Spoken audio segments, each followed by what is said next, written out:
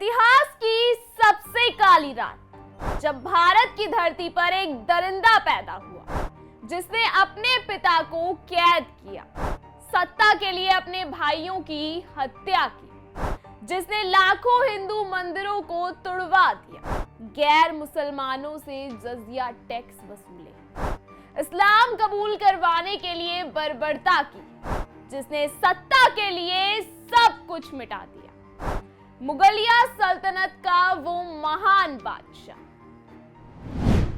अब्बू आजमी समाजवादी पार्टी के बहुत महान नेता हैं, वरना मुगलिया सल्तनत का सबसे क्रूर बादशाह औरंगजेब उन्हें महान नजर नहीं आता, जिसने हिंदुओं के खून से नदियां लाल कर दी, जो इस्लाम कबूल करवाने के लिए बहिष्पन पर उतर आया, जो हिंदुओं से अपने धर्म में बने रहने के लिए जजिया कर वसूल कर अपना खजाना भरता रहा, जिसने हिंदू औरतों पर बर्बरता की सीमा से परे जाकर जुल्म ढाए, जिसने हजारों वर्ष पुराने लाखों मंदिरों को तुड़वा दिया, जिसने मुगलिया सल्तनत का बेताज बादशाह बनने के लिए अपने पिता को जेल की अंधेरी काल कोठरी में डाल दिया, जिसने सत्ता के लिए अपने भाइयों को काट डाला, जो अपने उम्र के आखिरी दौर में अपने बेटे की हत्या करने के लिए तड़पता रहा।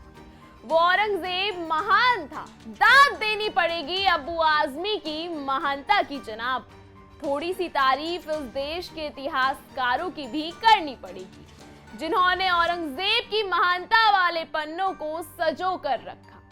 कुछ कलमा उन नेताओं के लिए भी पढ़ना जरूरी है, जिन्होंने औरंगजेब की महानता की निशानियां आज भी संजो कर रखी। नमस्कार, स्वागत है आप सबका एन भारत पर। इन सब सवालों के ऊपर के जवाब देंगे आज हम आपको। मैं हूं आपके साथ तनीषा भारद्वाज। कुछ लोग कहते हैं कि औरंगजेब महान था, लेकिन क्या महानता मंदिरों को तोड़ने में होती है? क्या महानता निर्दोषों पर जुल्म करने में होती है? क्या महानता तब कहलाती है जब एक शासक अपने ही बाप को कैद कर ले, अपने ही भाइयों की हत्या कर दे और एक धर्मांध बादशाह तानाशाह बन जाए? आज हम उस इतिहास की परतें खोलेंगे जिसे कुछ लोग छिपाना चाहते हैं। आज हम उस जालिम का चेहरा दिखाएंगे जिसे कुछ लोग हीरो बनाने की कोशिश कर रहे हैं। और अब 21वीं सदी में कुछ नेता और विचारधाराएं इस आतंकी बादशाह का समर्थन कर रही हैं। लेकिन हम इतिहास को झूठ के पर्दे में नहीं छिपने देंगे। औरंगजेब हिंदुस्तान का सबसे बड़ा दुश्मन था।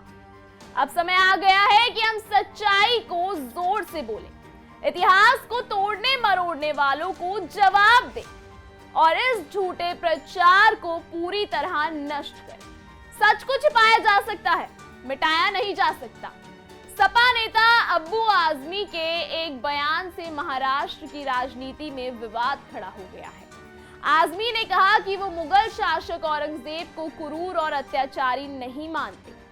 सपा नेता ने कहा कि इन दिनों फिल्मों के जरिए मुगल बादशाह की खराब छवि बनाई जा रही है, औरंगजेब के बारे में गलत बातें कही जा रही हैं। उसने हिंदुओं के लिए बहुत सारे मंदिर बनवाए, उसने अपने एक सैनिक को हाथियों से कुचलवा दिया था जब वो एक हिंदू पुजारी की बेटी से शादी करना चाहता था। उन्होंने मुसलमानों के लिए एक मस्जिद का निर्माण किया।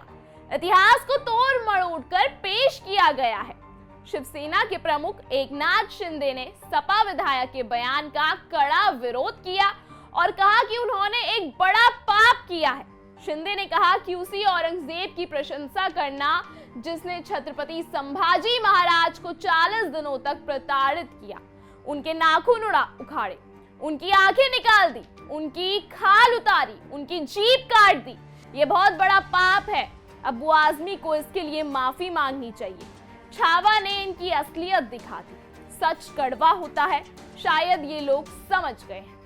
अब जब अब्बू आजमी ने औरंगजेब की महानता का जिक्र किया है तो इतिहास के पन्ने पलटना लाजमी हो गया है। आइए आपको लेकर चलते हैं इतिहास के पन्नों में, जहां औरंगजेब का इतिहास छिपा हुआ है। औरंगजेब का इतिहास सिर्फ एक कट्टरपंथी शासक का नहीं बल्कि एक ऐसे निर्दयी क्रूर इंसान का भी है जिसने सत्ता के लिए अपने ही परिवार का खुलेआम कत्ल कर दिया।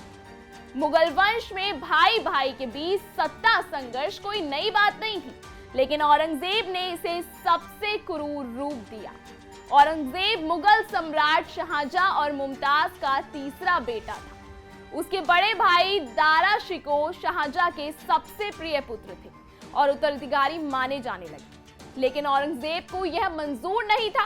वो बेहद महत्वाकांक्षी था और किसी भी कीमत पर केवल सत्ता चाहता था। शाहजहां अपने बेटे दारा शिकोह को बहुत चाहते थे, इसलिए औरंगजेब को उससे भी खतरा था। सत्ता हथियाने के बाद औरंगजेब ने शाहजहां को आगरा किले में कैद कर दिया। शाहजहां 8 साल तक अकेले कैद में रहे और 1666 में वहीं उनकी मौत हो गई। कहा जाता है कि शाहजहां ताजमहल को देखकर अपनी मौत तक रोता रहा। औरंगजेब के शासनकाल में लाखों हिंदू मंदिरों को तोड़ा गया। बनारस के काशी विश्वनाथ मंदिर को ध्वस्त करके वहां ज्ञानवापी मस्जिद बनाई गई। मथुरा का केशव देव मंदिर नष्ट कर दिया और उसकी जगह ईदगाह बनवा दी। सोमनाथ मंदिर कई बार तोड़ा गया। औरंगजेब के आदेश पर इसे फिर से लूटा गया। विजयनगर, उज्जैन, पंढरपुर सहित कई तीर्थ स्थलों को नष्ट किया गया। इतिहास में औरंगजेब के खुद के फरमान शाही आदेश उपलब्ध हैं, जिनमें मंदिरों को तोड़ने और हिंदू धर्मस्थलों को अपवित्र करने के निर्देश दिए गए। 1689 में औरंगजेब ने छत्रपति संभाजी महाराज को पकड़ लिया। उसने संभाजी महाराज को इस्लाम कबूल करने का आदेश दिया, लेकिन वीर योद्धा ने इसे ठुकरा दिया। इसके बाद औरंगजेब संभाजी महाराज को 40 दिनों तक प्रताड़ित करता रहा।